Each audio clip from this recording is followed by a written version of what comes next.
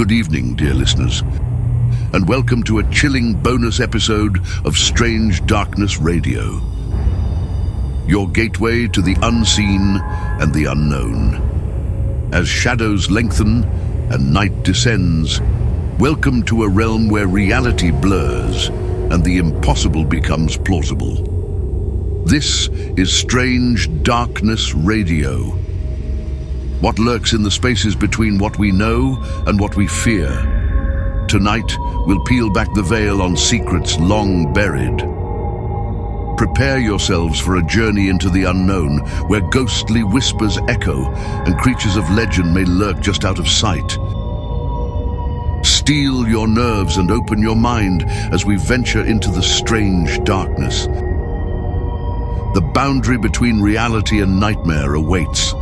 Let's see who's tonight's guest host of the bonus episode, or if Bobby will be guiding us through the darkness alone.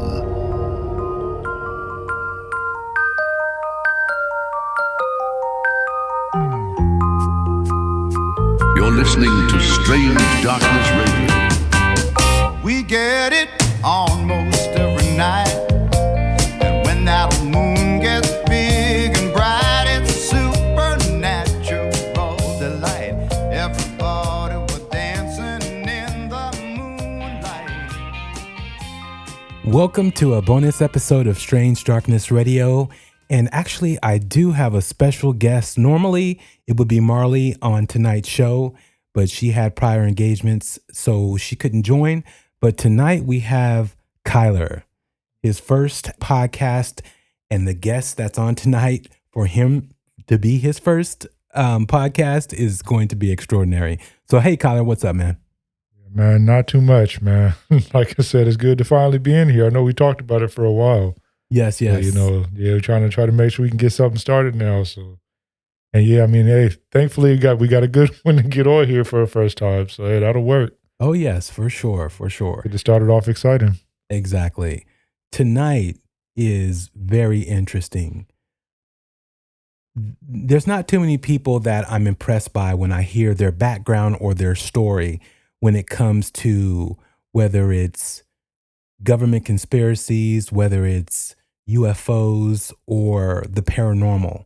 But this particular guest tonight has an extraordinary story and an extraordinary book. And I'm going to let Benson get into it. Here we go. Welcome to Strange Darkness Radio, where we peel back the veil of deception and expose the sinister machinations lurking in the shadows of our society. Tonight we delve into the nightmarish realm of government-sanctioned atrocities perpetrated against unsuspecting citizens. Our guest, Olivia James, is not just an author, but a living testament to the horrifying depths of human experimentation conducted by those sworn to protect us. Born into a world of criminality, Olivia's fate took a twisted turn as she became an unwitting pawn in the government's most insidious projects. Olivia's mind was shattered through systematic torture and trauma-based conditioning, creating a fractured psyche with over 100 distinct personalities. These alters were weaponized for nefarious purposes, from espionage to occult rituals, and even missions beyond the confines of our planet. The Grey Mouse series isn't mere fiction. It's a chilling expose of the government's involvement in mind control, interdimensional travel, and the exploitation of human consciousness. Olivia's accounts of encounters with shadow entities and demonic forces raise disturbing questions about the true nature of reality and the dark forces our leaders may be consorting with. As Olivia continues to piece together her fragmented memories, a horrifying picture emerges of a vast conspiracy involving not just government agencies, but corporations and otherworldly beings.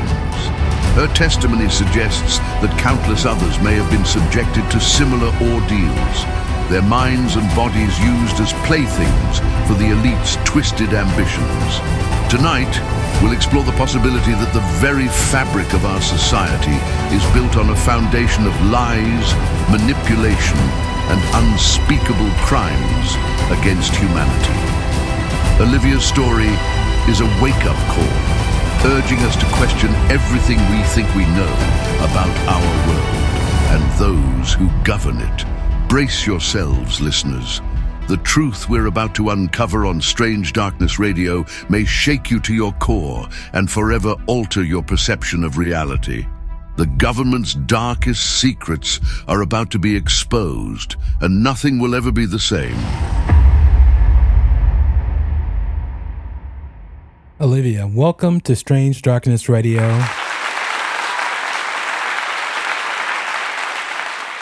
I definitely want to thank you for coming on tonight's show. Thank you. Thank you for having me. Oh, definitely. Kind of breaking up a little bit, but ladies and gentlemen, we are on Skype. You know how the Skype gods sometimes, let alone, hopefully the government is not listening to this phone call. So yes. I'm sure they are. Yeah, I'm sure they are. Exactly. So yes, tell, your story there's so much detail to it, and it's so, just involved. But give us some background about you and your story.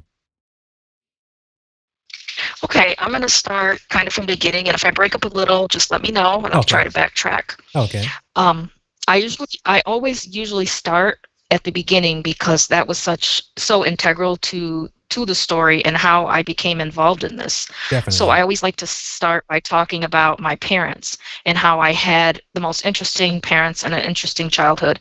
So my father, he was recruited at a very young age for the military intelligence at about 18. He went into military intelligence, and he worked in the German-Russian border as a code breaker, and he spoke German. So he did that.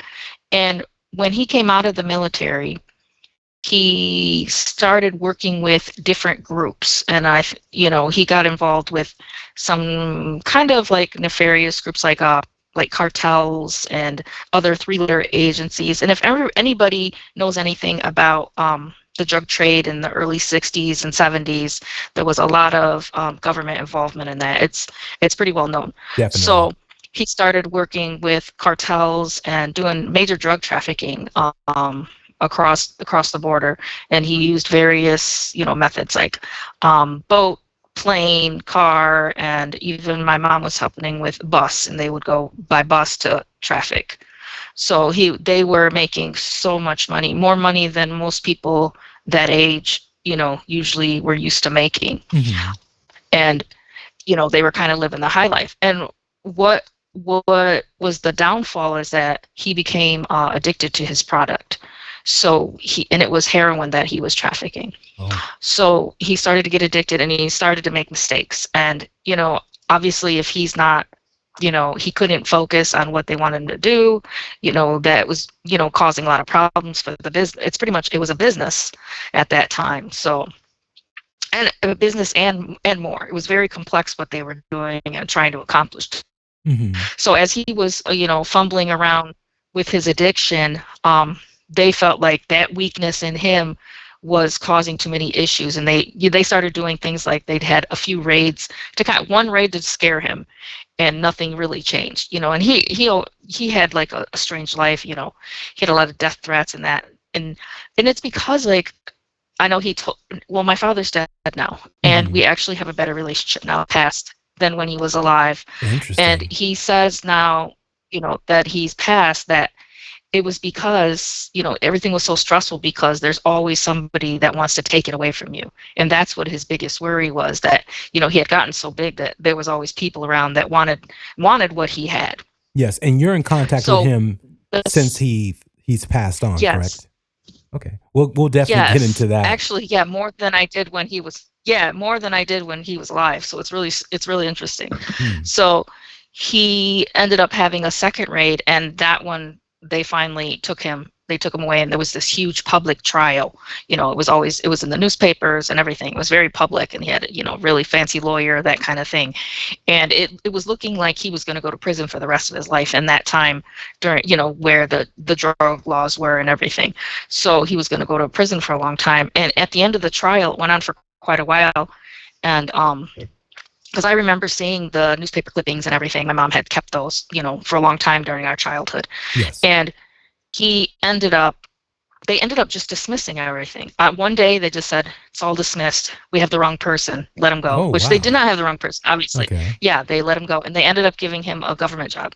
So they hired like a known heroin addict and drug trafficker for a government position, which was really interesting.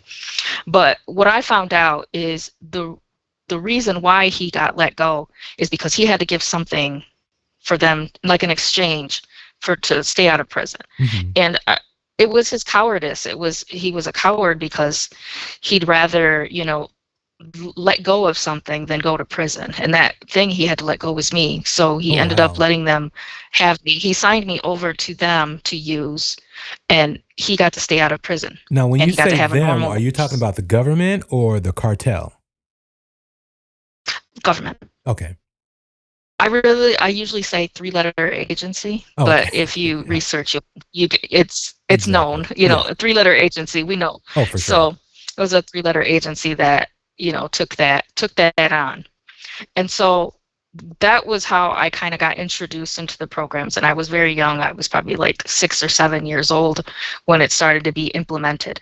And there's a lot of people that say different things in the community about why and how they choose certain people. And it's so strange to even think about, because I did a lot of research, I met a lot of people in Mhm. having my own memories. And we all, there's a lot of discussion about this being us being targeted, certain people being targeted is because of a specific bloodline. And I had no idea, because I grew up really poor. Once my father lost everything, we were extremely poor. And I never thought that, I would see anything, but in working on bloodline history for quite a few years, I saw what they were talking about. And that kind of blew my mind that, to validate that they are, they're choosing specific people based on certain bloodlines, which Yeah. I thought was really So you interesting. believe that And the government knew this already, and that's why they asked, for you particular. that's why they chose him. Oh, that's why they chose him to inevitably And get to one of his children. Because do you have siblings or is it just you? yes, several siblings, and also grandmother too was involved. Oh, wow. So, and it's because something in the bloodline is leaving us with, I don't know, what they call like particular abilities. Mhm. I feel like the main ability that they're looking for is dissociation, Okay. because the ability to dissociate makes you, a prime, target for somebody that could be programmed with Brainwashed. alters. Yeah. So it's like a blessing and a curse, in a Mhm. way. The dissociation helps you release your body from trauma, but at the same time, the curse is that people want to use that to build up these altars in you. Mhm. So that's kind of how that happened. So I'm gonna move on to like the MK Ultra part, Okay. where I think I was about 6 or 7 from what I can remember. And like I said, I had a lot of conscious recall. When I first started getting memories of this, a lot of it was conscious recall where things were slipping into my subconscious.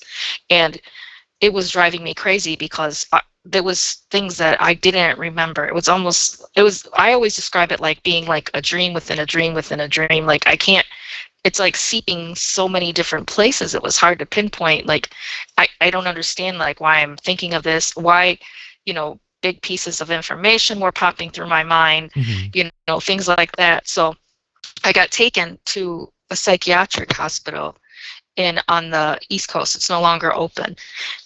And I actually asked my mother one time, I said, do you ever remember me leaving and, you not knowing? And the only thing she said, it's possible. That's all she said. So I don't, and Yes, as so as I a don't mother, know you what that would means. know if your child obviously is missing or gone, or Yeah, she said yeah, it's you went to possible. your aunt's house for like a month, and then you came back, whatever, stuff like that. But that's Yes. odd. Yes, so I'm not quite sure if they had if they programmed her in some way or, something like that. But at this psychiatric hospital, I believe I was taken there by a black van. When I got there, the programmer, she she greeted me outside, they brought me in, and I still remember exactly what she looks like, and I always remember the day because she was wearing a white satin pantsuit, and she had gray hair, and she had it pinned up on the sides, and she wasn't like a threatening presence to me. Mhm. That despite what they did, she didn't seem threatening at all. She had two assistants that were kind of what they would call, like back in the day, they would call them orderlies or whatever. They used to Yeah. call nurses assistants orderlies. So, they had the, kind of like a medical outfit on, two males. And what she was doing is they were trying to practice something. There was only one other child in this particular program, and his name was Jacob. And they don't always give us our own names. We take on different names. Oh, And that's just a way to take your identity from you in a way. yeah. People think that it's just something we make up, but it's a way to take your identity and say, no, you're not this person. You're Mhm. this person. So it was just one other child there, and they wanted to create something called syncopated dissociation, from what I know. And that's a way where we're both being systematically tortured at the same time in order to dissociate at the same time. And that was something that they were experimenting with, because they thought if you could do it at the same time, that it could create some type of strong energy connection and, some type of force. And they felt like a lot of this was I don't know, scientifically, they were able to make this measurable. That's what they were attempting, to make a lot of these processes measurable. Yeah. So they were doing what I consider like a systematic abuse. So they had this one place in there, it was called the playroom, and that's where most of the torture took place. And they specifically choose that to shatter your psyche in the first place, because of course, children associate playrooms with fun and things like that. Oh, But for sure. the way they were doing things, they were making sure that we connected that with pain and trauma. We connected that childhood memory with pain and trauma. Now, do you know if this So was a government facility or was this just some standard hospital, but then they had a certain, area that they would work out of? Yeah, it was a standard hospital, Hmm. and they had like a Like a wing out wing. in back. And this particular place had underground tunnels.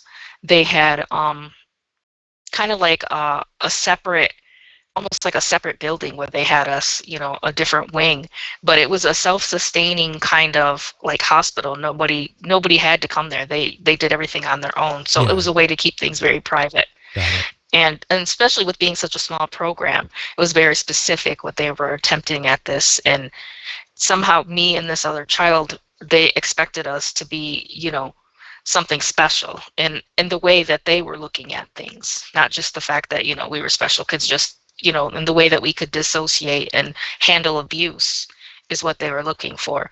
So they were practicing systematic torture, which would be like, I want to say, it was almost like a preschool program where every 10 to 15 minutes, the activity would change, Mhm. a different type of abuse. It would be psychological, mental, physical, sexual, all the different, As aspects of and what abuse. age were They you were again? attempting those. What I was age? about 6 or 7 years old. Wow. And so was the Wow. other boy. He was about 6 or 7 years old too. So they were attempting this, and also the programmer, the main handler, was a woman. She was using LSD, electroshock therapy, and a lot of hypnosis, and they were using things like flashing lights. They were having us watch, various like these older cartoons that were pretty dark, just different things to seep into your mind, you know.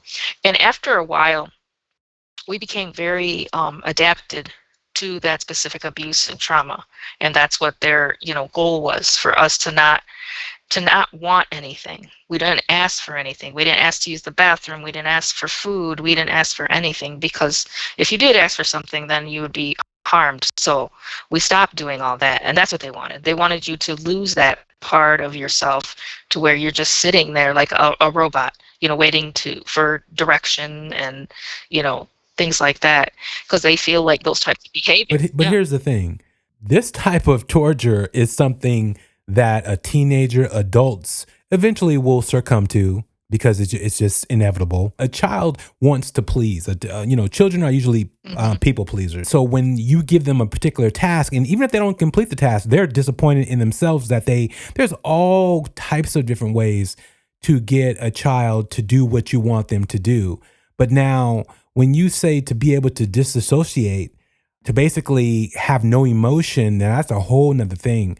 as far as if you, and being that you guys already have that ability, these are drastically extreme measures, because even if you don't have that, it's like, okay, I'm not getting feedback that you care one way or the other about me whooping you or me not giving you food, or let alone drug induced, because as any type of narcotic like LSD, mushrooms, you can mentally use it to induce visions and to manipulate the mind in the sense of what reality actually is. And so I wonder, why were they That's what doing they're that? trying. Like what was the point of doing this? It was all experimentation and trying to, to reach that outer level of the mind. Yeah. And they were pretty successful, because I remember me and him were both, being, laying down in these hospital beds, and they had just they were doing electroshock therapy. And I remember looking over at him, and he wasn't in his body. He literally looked like a spirit. And then I was able to leave my body, because at that point we escaped the body because of the trauma to the body. Almost like our spirits escaped it. So you're able to push that pain away that way. And that was the only time that we could be children, is when we dissociated that far, where we left our bodies. And that's when we would play, like, kind of, run around together. And, our regular bodies would be laying in the hospital bed being tortured, and then our spirits would be playing together. That was the only time we could be children. Now let me ask you this question. Do you think you were on LSD at those times? Because that is the effect of LSD. There was some times that we were, yes. And that's the measure that they wanted to, see anyways. That's what they wanted to see, what the effect was of LSD. But there were other times we weren't on that, and that we had learned to do it, because of the impact of that trauma. And that's what they wanted. So after, I think it was about 6 months, we were successful, and that we had reached, what they wanted to do with us. And they used a lot of hypnosis, and that's how they came to know kind of like who I was in my past lives and in the inside of me, because a lot of the past lives are still inside you at a cellular level. They're way down deep. They haven't been eliminated. Yeah, they haven't been eliminated. And I'm not saying that, before these memories, that I believed or didn't believe any of this. I'm not a particularly religious person, so I didn't, I'm not saying I believed or didn't believe, but I believe in myself, and I believe what I saw, and I believe what I heard. And that was a time where they found out who I was. And so she ended up, referring me out to another program, which is like a special sector program. And what so age I ended was up, this? Same age, about Same 7. age. Oh, okay, because this is only a 6-month time frame. Yeah. Yeah, it was pretty quick, because the torture was so extreme. I mean, some people are taking places for years, but it just depends on the program. It, like I said, and there was only 2 of us. So they sent me to this office, and it would look like an attorney's office. It was very nice, and a lot of like neutral leather furniture and everything. I looked like I was just, going for an appointment. But there was this really old, frail gentleman there, and he was wearing like he was just very thin, and he was balding on the top. He had white hair, and he didn't have any hair on the top, and he was wearing these really, thin wire glasses, kind of like the old school kind. And his name was Dr. Green. And a lot of people say, and I'm not quite sure because I only know him as Dr. Green, but a lot of people say Dr. Green is another name for Mangala. It's time for a break.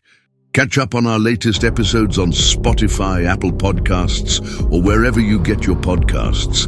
Don't miss out on the spine-chilling stories and paranormal discussions that will keep you on the edge of your seat. Follow us on TikTok and YouTube for exclusive behind-the-scenes content, teaser clips, and more. Dive deeper into the world of the unexplained with us. Join the conversation. Now, back to the show. And I don't know if that's true or not, but I know what time frame was this? Was this late 70s. Late 70s? Okay. Late 70s, early 80s. Yes. So I was in his office, and he had these 2 people there.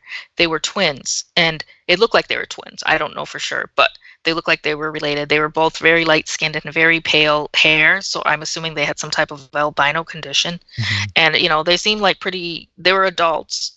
So he instructed them that to do some type of assessment or evaluation on me. And I'm just a little kid, so I pretty much do whatever anybody says. And Yeah, so it's they started based upon doing. they have you programs for the most part. Yeah, so they had these weird process that they were doing. They were looking in like my eyes, my ears, and they ended up, opening my mouth, and they said to stick my tongue out, and they wanted to look in my mouth. And these two people, and they turned to him, Dr. Green, and said, "Yes, we see the thing inside her." So that's when they put me into this program called Project Traveler. And for this particular program, this is something. There's other programs that I know about that they're trying to look for light beings that Mhm. fell to Earth, that are reincarnated in people, or have gone into people, that kind of thing. But this particular program, they're looking for some of the darker beings that fell in the beginning that Now have been you're talking about reincarnated in people. yeah, from heaven, correct? You're talking about the are you talking about the angels? Or are you talking about the Nephilim? Which They want to look for any beings that are on oh the darker aspect. oh okay. And yeah, I don't, and like, I, so this is how I found out about myself during hypnosis. I was able to, so when I was getting my memories back, I decided to expand into hypnotic regression because I was having so much extreme anxiety. Mhm. I had gotten a new job, and I just couldn't, I couldn't function. And this was about 6 years ago. I couldn't function. And I knew there was something wrong. So I felt something pushing me to try to, because I couldn't figure it out.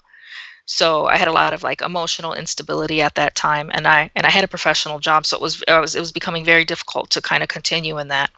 So I ended up, something was telling me. I felt like it wasn't just me. I felt like I was kind of being pushed. I felt like there was, people all around me, kind of pushing me to do a hypnotic regression. Mhm. And at that time, I was having a lot of paranormal experiences with some of the darker entities, and I was terrified. I've always been terrified of this kind of thing. I had almost to where it was like a phobia of mine.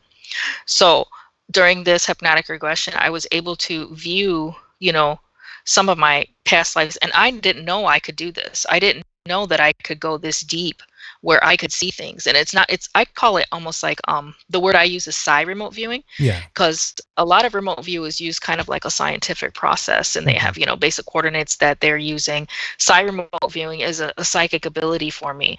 So I'm using various methods such as like bilocation, astral travel, um, and the remote viewing at the same time, and also hosting, Oh wow. which to me is a form of trance mediumship, but a lot more complex. That's what I was gonna So saying. I'm So using no all one these puts you different under. You're techniques. actually doing this to yourself, correct?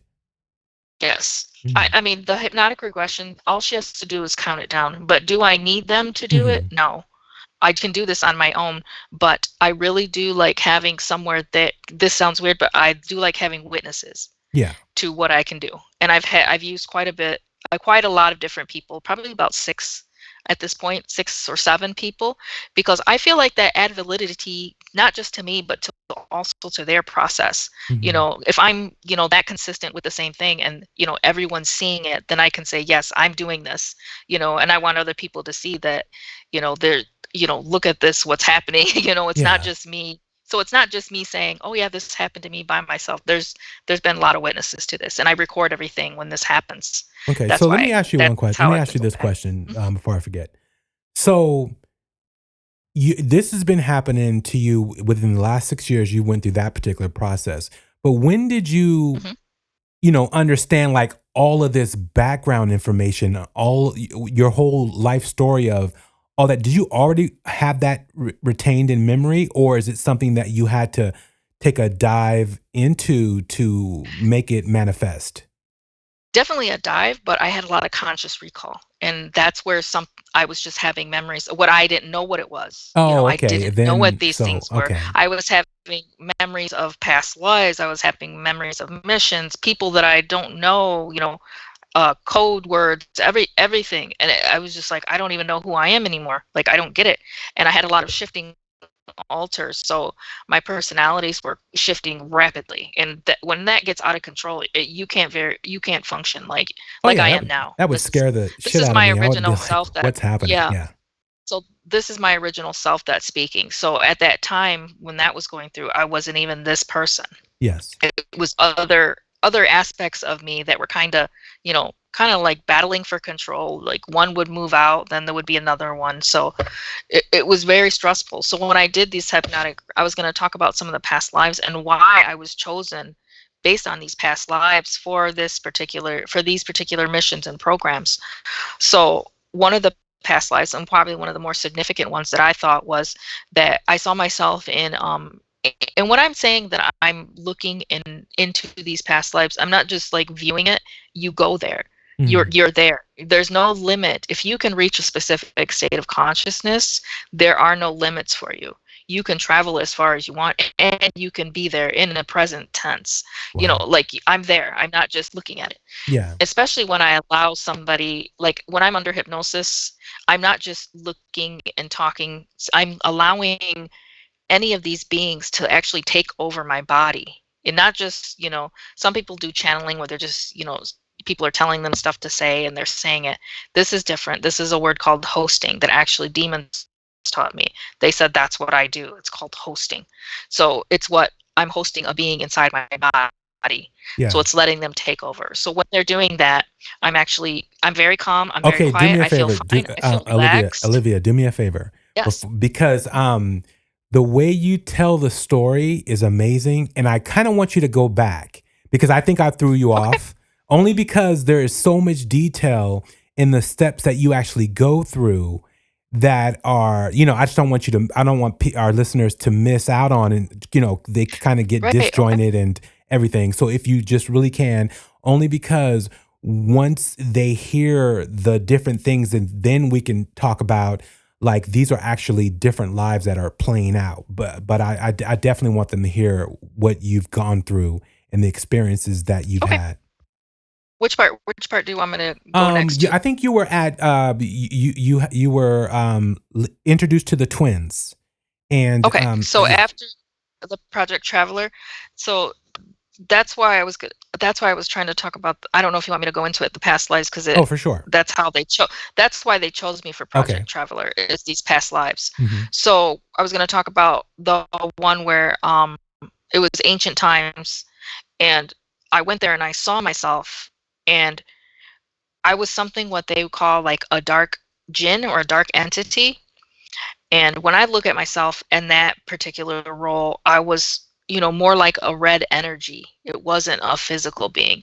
I've seen myself once in that role try to become physical, and it was so difficult that that form ended up being like gnarled and knotted. Like it couldn't create like a true form like we would like, what we would think of, like as a jinn. It didn't. She stayed pretty much as energy, and she was more like a parasitical type dark entity. So she traveled through the bloodstream like a virus. So some of these entities are viral in nature, and which kind of, messed my brain up when I thought of that. I was like, whoa, that's interesting. So it's parasitical. So she would choose, somebody, these are ancient times, and she always says, her name is Harlequin, that part of me, she always says these were very seductive times. It's different from they are today. She said you don't really need these types of energies as much as you do today, because if you're looking for monsters, they're living next door to you. So it's not as, so this type of, that's how she talks. She said this, a dark entity isn't needed as much in your world because your monsters are next door, people that will hurt you and kill you. They live next door to you. Exactly. And I totally understood what she was saying when she said that. I'm like, I get it. So it was so strange to hear that, but she was saying that she would choose somebody, maybe she saw somebody walking in the desert or something, and that would be her prey. So what she wanted to do was infiltrate their life, and that's the beginning of that oppression type state that she, infiltrates their life and, scares them constantly, pushes her thoughts and energy into them constantly, because her main goal is to be able to take over that body in that form. And a lot of times they usually did, finally let her in, and she would take over. And once she took over that form, hosting in their bodies, she would either make them hurt themselves or somebody else, or completely destroy their lives. And would you say this was for something malicious, or would this be something that, like are they doing this for like some purpose, or is it just to be malicious? she's a demonic presence, so it was definitely malicious. Oh. But in the same sense, though, she said that she didn't understand the questions. Like, what do she didn't know that she was evil. Hmm. She said she thought she was helping people, Oh, wow. and she said, I'm helping them because they want this experience. They want to experience darkness, and when they call to me, I come. And she didn't understand why that was bad when I'm giving them this darkness experience. That's what they're asking for. And she herself has said that she comes from the same place as the rest of us do.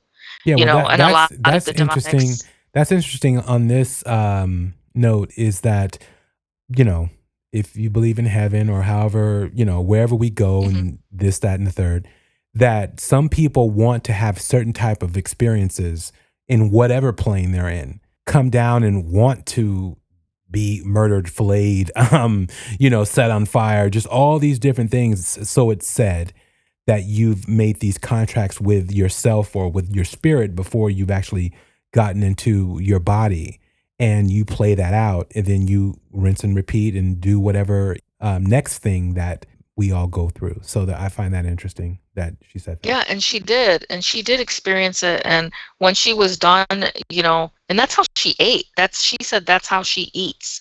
She does this. That's her food, is to do this to people. And she always says that her brothers are the jinn and they're forever. So she always told me that the dark side has a strict hierarchy as well. So they take disrespect very seriously. Hmm. So sometimes when there's hypnotic regressions, they don't like being argued with. And I found that it's actually a little bit easier to just allow them to speak, and then they'll move on. If you start arguing with them, then it becomes a battle, and it's more like a battle, like, of respect. Like, I came here, do you know where I'm from? Do you know who I am? And you called me here, and you're talking crap to me the whole time. Yeah. It's really interesting how that happens. And we have a lot that kind of fight back and get angry if you don't allow them to speak on what they want to speak about. Mm-hmm.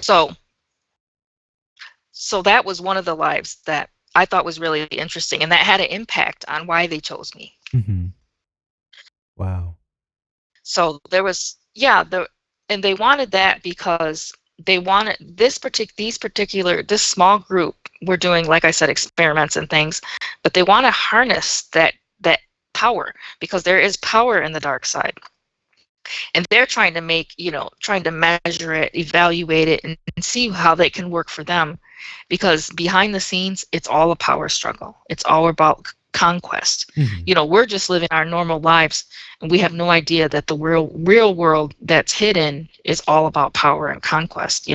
We're just, moving around like little, robots compared to them. They're having a war, trying to take control of everything. We don't even know this.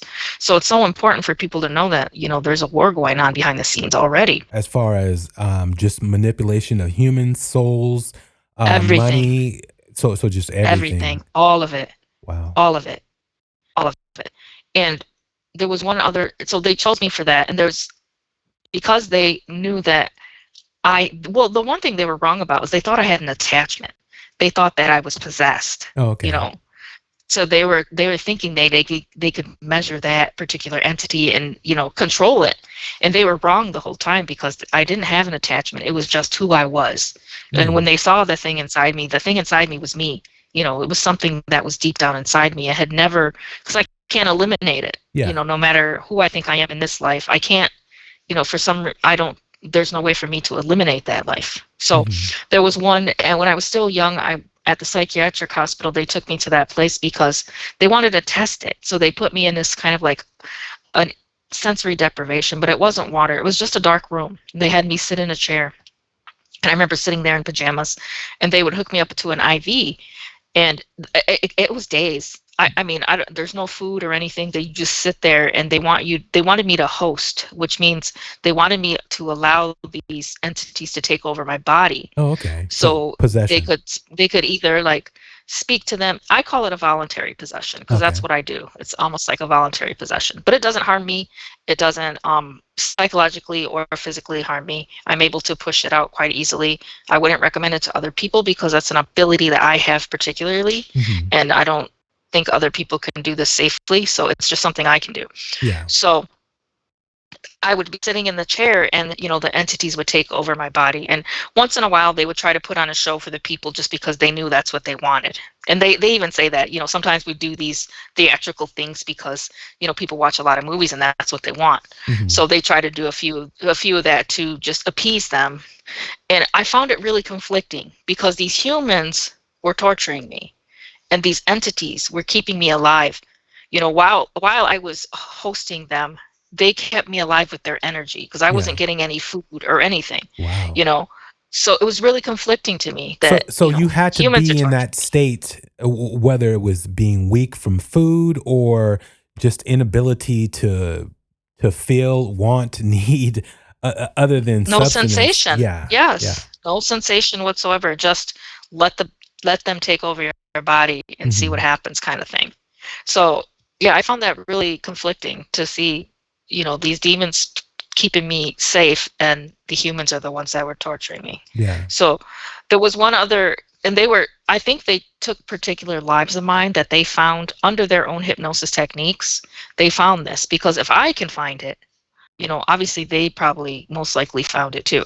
Yeah. If I can find it this easy, they could find it. So there was one other life where there's a couple more lives where this is why I was chosen.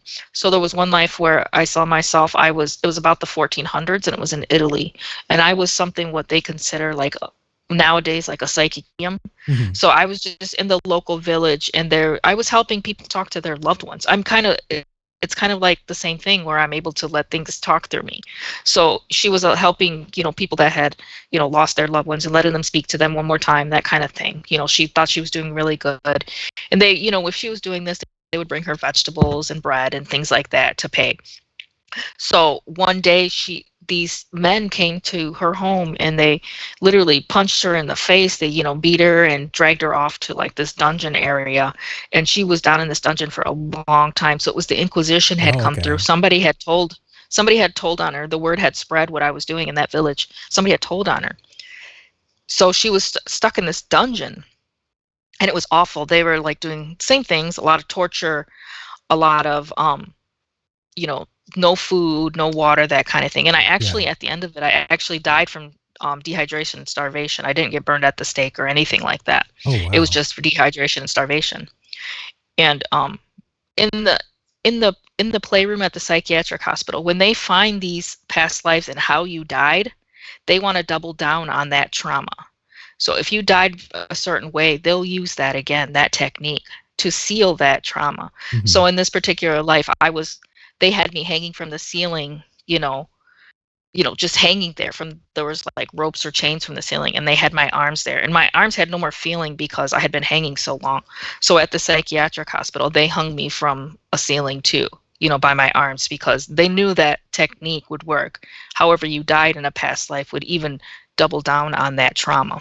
It would seal it so hard. So at the end of that, I was so angry. I was so angry with what they had done to me. My uncle had to take my children, and he brought them to the dungeon one time to see me because I, Mhm. I was almost done. And I wish he wouldn't have done that, because the look on their faces it was worse than like horror and disgust what they saw, because, it was just a small window in this dungeon area. Yeah. And they looked down at me, and they probably had nightmares for the rest of their lives by seeing, what happened to their mother, Mhm. but he wanted to let them see me one more time. But I was so angry at all these men for what they had done that I had been praying and nothing happened. And Yeah. so I prayed for anything. I said, whatever's out there, to hurt them, revenge, Exactly. take vengeance for this. And I think like it was, from what I felt, it was the darkness that answered. So I attached dark energy to myself, Mm. because of my anger in that time at those people for what they had done to me and, my family. And that's also like, it kind of stays with me, that ability as a psychic medium. It's still, kind of within me. So it didn't go away. It was in there just waiting dormant for me Mhm. to, allow it to come forth and to stop being afraid. I Yeah. was always afraid of it. I wouldn't allow myself to do this. That was one of them. And so they were stacking up, learning about what kind of abilities I would have. I had this thing of, a demonic hosting that I could do based on being a jinn, and then this life I was, a A psychic medium, psychic. so they could use that. And then So there was this basically, other they're life. stacking Yes. your abilities by allowing you to access them, or knowing and bringing them to fruition, meaning bringing them out, and then you're able to utilize these abilities once they're all, Yes.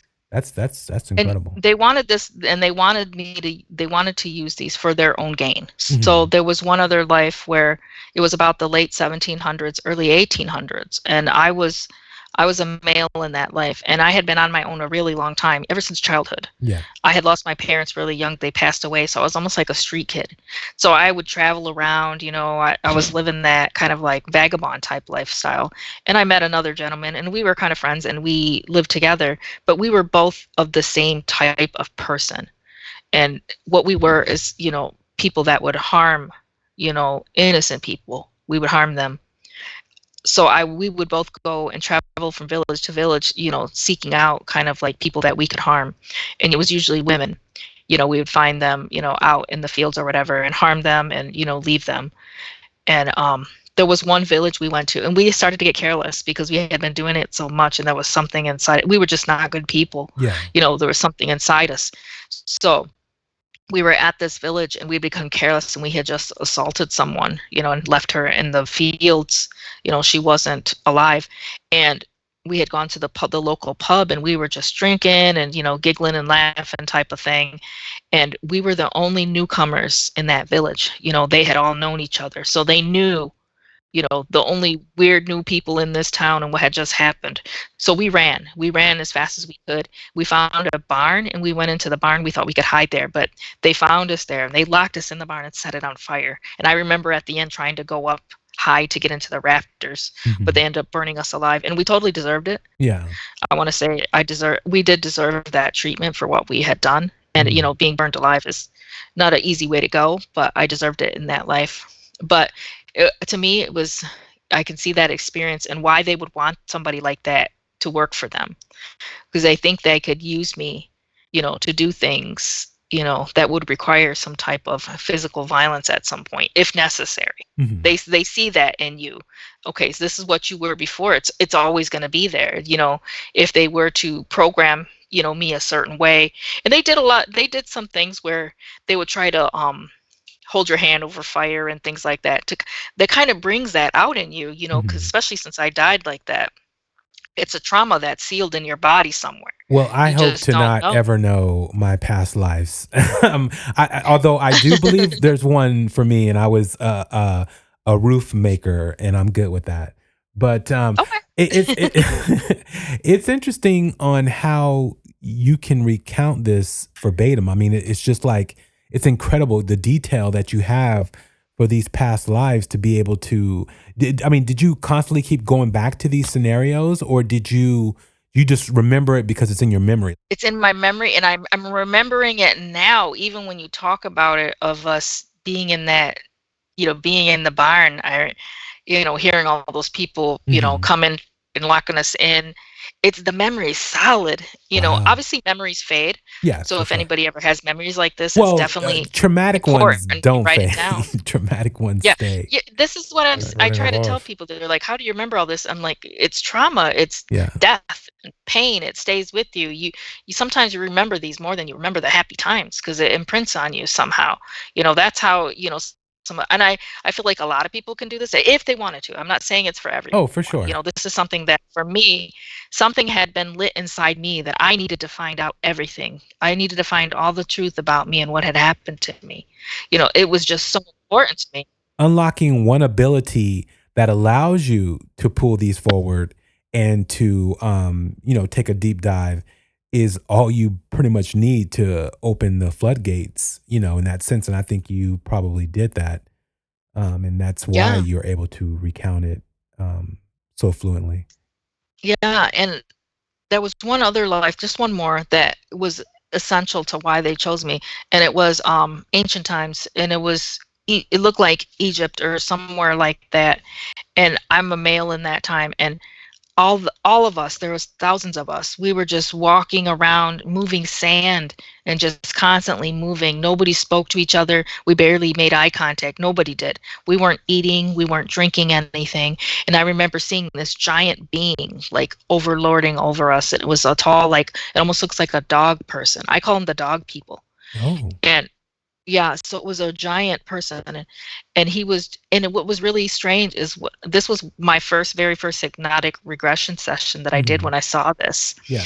And what was strange is that I had no idea that when I'm viewing him, it was almost, he could see me in present time. So he could see me laying in my bed, this dog person, because the limits of time, it slips away. I promise you, there's no limit.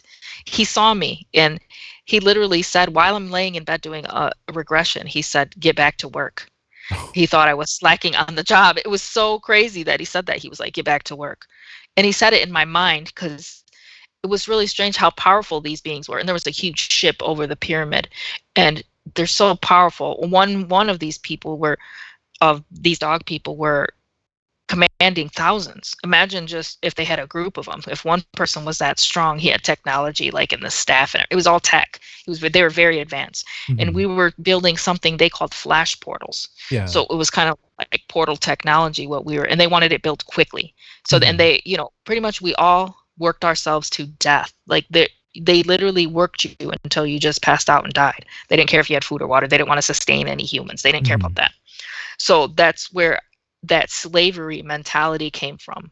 And they used that. They knew I had been a slave before. So they knew they could turn me into something like that, to where I would just break down so much that I would do whatever they said.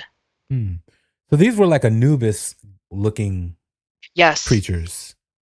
Huge. And not friendly, and not, very advanced though, but not very friendly. Okay, well, I'm going to ask something that everybody, when they hear this, is going to ask. Who built the pyramids? Like, were you able? It was humans. So we you were think it was it. humans? You don't think it was UFOs? You don't think it was different race? Well, they were there overlording us. They're the like grand masters of the technology of it. Yeah. But we were the ones moving the sand and everything. Oh, okay. And literally, I just died on the steps of one of the pyramids because Wow. you break down after a while with no food, you're just done. So that life was in me, that slavery mentality, because I had been a slave before. So it was there inside me, and they wanted to tap into that to turn me into something. So that's what they did at the hospital. They broke down our psyches so much, and they were trying to compartmentalize the brain, where you're having these pockets inside you where they could train them and reprogramming. So you'd shatter down to nothing. They would break you down to nothing to rebuild you back up into what they wanted you to be. So that ended up having 118 of these, pieces of me, which I consider alters. They call alters as just like almost not just a personality, because if I'm looking inside my mind, I've done this. I've gone and tried to meet these alters and see them, view them, what they're doing. And I've looked inside my mind, and let me tell you, everybody, for anyone in the world, you'll not believe how complex the mind is. You have no idea how absolutely complex it is. It is like a world inside you. You really do. And when people talk about the matrix, they talk about it as an external thing. Yeah. And when I viewed the inside of my mind, the matrix was inside the mind. It's an individual matrix. Everyone has this matrix built up inside your mind. It was insane to see that, because I see people think it's on the outside. It's inside you, in your brain.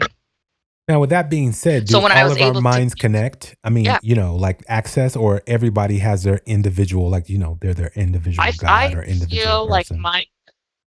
I feel like mine, it was individual. That's just my experience. I can't speak for anyone else, but I felt like it was individual. Yeah. And I saw some of my altars, and there was one particular altar, and this one is something I consider a survival altar. So if she comes around or seeps into my subconscious, that means there's danger in my immediate environment. So I get very nervous when I see her. So this was someone I had seen for my whole life, and it looked like a possessed, scary, little girl. I would see her all the time. She would seep into my subconscious, my dreams. I would dream of her like sitting on top of my chest, holding me down, smiling in my face. I was terrified of her. I was terrified. I thought it was a ghost. I thought it was a demonic ghost Yeah. following me around. I really did. I thought I needed, sage in the house, and I always thought that. Mhm. It took a long time for me to figure out that the thing that I was afraid of, I always say it was like that shadow in the dark, that shadow reaching out to me, the darkness in the room, her, that was me. I was Yeah. afraid of myself this whole time. It was because she's a part of me. No matter what I say, no matter what I do, that altar is inside me because it was created during torture in a playroom when I was a little kid.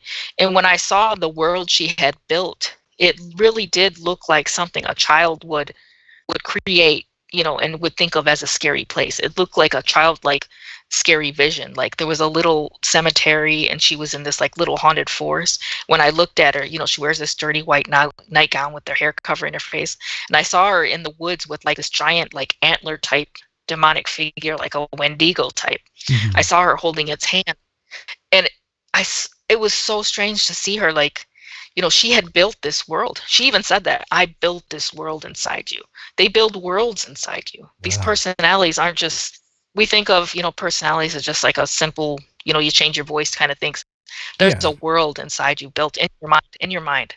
So if I see her, like I said, if I see her, I get very nervous Mhm. because she says if she comes out, nothing else is going to survive but her, because that's what it's meant to do. It's a survival altar. It's only supposed to be, during the most direst of circumstances. So if my life was threatened, that's the time that she would try to, jump and take over Yeah. and make sure that I'd stay alive. And this still goes on. She can potentially manifest, and along with Oh yeah, all the other go ahead. I just saw her a few weeks ago, which freaked me out. Oh, wow. And yeah, I saw her a couple weeks ago because, about, I don't know, I want to say 4 years ago, Mhm. I worked really hard with my hypnotherapist. She's my mentor. She's been great. Her name's Misha Johnston. She's pretty well known in the art community. We worked really hard to put these altars to sleep because they were shifting too much. I needed, myself back. I couldn't do this. So I really worked really hard, and they agreed to go to sleep for me. I spoke to them all. I said, the work's done. It's time for you to go, retire, pretty Yeah. much. And they did. They agreed. So they really don't have control of me anymore. And it was a long process to try to kind of become reacquainted with my original self Mhm. that I was supposed to be. So I'm still learning. I'm still, trying to, figure out who that person was or was supposed to be, because I had so many different alters. It was kind of hard. And it's really strange now to, have myself try to, speak normally when sometimes I used to rely on some of these other, individuals if I needed a certain behavior in different situations. We have to, adjust ourselves to different situations, but she could literally turn into somebody else in a different situation. And that was really weird to see, some of the things I had done before. I'm like, that's not really, who I am. But Yeah. it's hard to explain to people. It really wasn't me, but it is me. Mhm. It's a really complex situation. But I was going to say, I saw her a few weeks ago, and it freaks me out because then I know there's danger. There's danger around. She wouldn't come if there wasn't danger. Yeah. So then I can't sleep the whole night, and I have to turn the lights on and check all the doors, and I know there's danger. Mhm. And it could be anything. It could be, government danger. It could be, real danger, somebody outside the door. I don't know. But I saw her, and she was like, it looked like we were chained up in an attic together. She gave me this vision, and we were chained together. And I looked in her face, and it's terrifying. It's almost like looking at, the girl from The Exorcist, Yeah. just staring at her face. It's terrifying. Mhm. And because I think she pulled, when she created herself, she pulled different images from my own subconscious to see what would be the most terrifying thing, and that's what it was. So, and then her eyes were so huge, and she just kept staring at me, and I'm like, I can't, I'm frozen. And she pretty much, I thought she was going to hurt me, but she said, I love you. And she gave me advice on how, if one of the altars were trying to take over and I couldn't control myself, if I couldn't control it, she gave me advice on how to fix that. She told me what to do, and she gave me, and I was really thankful for that. So I can use that measure now in case, one of them kind of steps forward. So does And they that only happen step though? forward. Does that happen? Yes, yeah, it only happens about maybe once a year or twice a year if I get triggered by something. Mhm. And recently I was triggered by a movie. It was really strange, and I get when I switch altars, it can be a physical experience, not just mental. It's a physical experience because my face will go numb. My lips will go numb, and I have a really hard time speaking. So I can talk a lot when I'm just my normal self, Mhm. but in altar, I really have a hard time communicating and speaking. So I physically know my higher self knows there's something, off. I Yeah. know something is taken over, like something's wrong. They're trying to, kind of keep me in a certain space because something's wrong. And then I know there's danger or there's a threat or something's off. Mhm.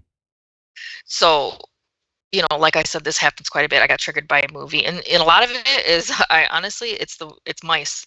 The word mouse, seeing Now you do mice in the know environment, movies with you mice. named your book. Yes, because Yes. it's always been an issue for me, and it's because it was a programming code particular to my experience. Mhm. They wanted to create this inside me to be this gray mouse. So it's a code and it's particular to me.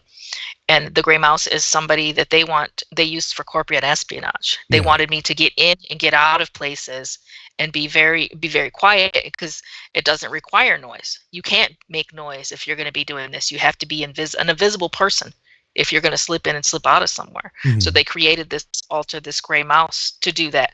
So anytime, but the gray mouse also is because of that experience, I feel, and the way the company treated me that I was forced to work for, that was always a threat of death. So if the gray mouse kind of, feels like she's coming out, then I feel anxious because she's anxious because Yeah. it's almost like she feels nervous that she'll have to do something she doesn't want to do under threat of death. They always, there was always a threat of death with these companies. It wasn't just like, because we were slaves, Mhm. we didn't get paid. You don't get paid for any of this. The force to do it. This is all you do. There's no questioning it and things like that. Yeah, let me So I thought that was really interesting. yeah, no, for sure. Um so in this process of all Mhm. this occurring and then them pulling these particular past lives up, what did the government use you for? Like what were they doing with you? Thanks for listening to part one of our exclusive interview with Olivia James, author of the Grey Mouse series. We've only scratched the surface of Olivia's incredible story, and there's much more to come. In part two, we'll delve deeper into Olivia's experiences, exploring the connections between mind control and the occult. We'll also discuss the impact of her revelations and what they might mean for our understanding of reality. Stay tuned for the second part of this captivating conversation. You're listening to Strange Darkness Radio.